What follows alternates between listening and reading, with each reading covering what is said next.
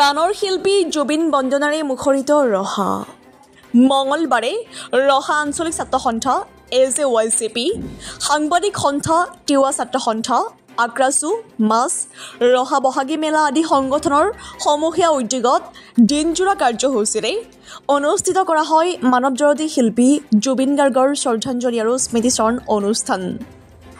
কেওফালে জুবিনময় হৈ পৰা অনুষ্ঠানৰ আৰম্ভণিতে পুৱা জুবিন গাৰ্গৰ প্ৰতিচ্ছবিৰ সন্মুখত বন্তি প্ৰজ্বলন আৰু শ্ৰদ্ধাঞ্জলি অনুষ্ঠান অনুষ্ঠিত হয়।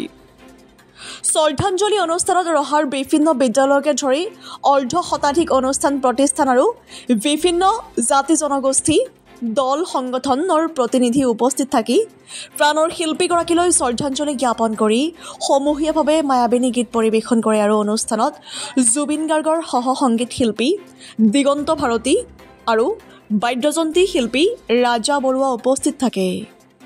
লগতে শ্ৰদ্ধাঞ্জলি অনুষ্ঠানত নাহৰ পুলি ৰোপণ কৰাৰ লগতে সৰ্বধৰ্মীয় প্ৰাৰ্থনা অনুষ্ঠিত হয়।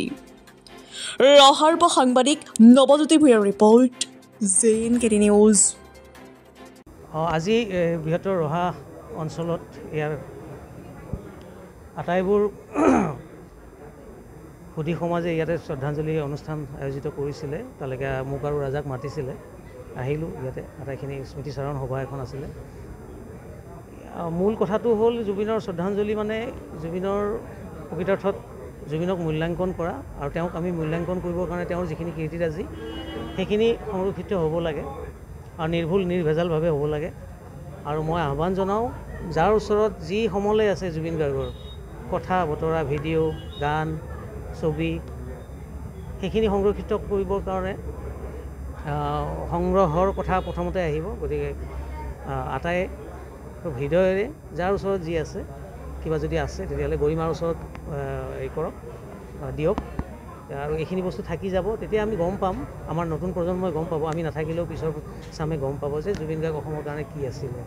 গতিকে সেই সমলে ক'ব জুবিন গাৰ্গক প্ৰকৃত মূল্যাংকন কৰিবৰ কাৰণে নতুন প্ৰজন্মই এটা সমল পাব আৰু তাৰ জৰিয়তে জুবিন গাৰ্গ কিন্তু সদায় থাকিব আমাৰ লগত।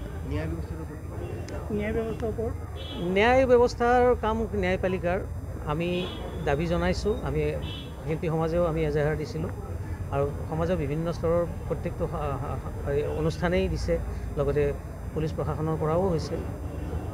তদন্ত প্ৰক্ৰিয়া চলি আছে আৰু তাৰ মাজতেই কথা এটা কি, আমি অকণমান সংযম ৰক্ষা কৰি ধৈৰ্য ধৰি পেলাই আমি বাট চাওঁ। কিন্তু ৰহস্যটো আচলতে উন্মোচন হ'ব লাগে, কাৰণ তেওঁৰ ক্ষেত্ৰত যদি ইমান এটা ৰহস্য থাকি যায়, সেইটো কাৰণে আমাৰ কাৰণে জাতিটোৰ কাৰণে এটা লজ্জাজনক কথা।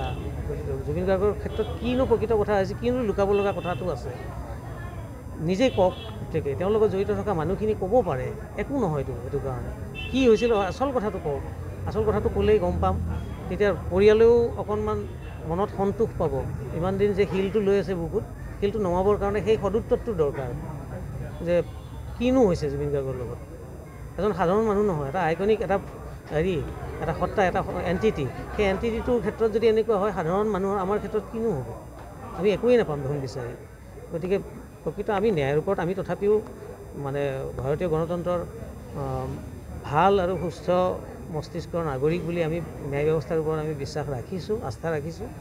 ন্যায়ালয়ে আমাক সেইটো মানে মহামান্য ন্যায়ালয়ে আমাক ন্যায়টো দিয়ক। তেওঁৰ ক্ষেত্ৰত কি হৈছিল সেই ৰহস্যৰ উন্মোচন ঘটাওক, সেই আঁৰ কাপোৰ আঁতৰাই দিয়ক।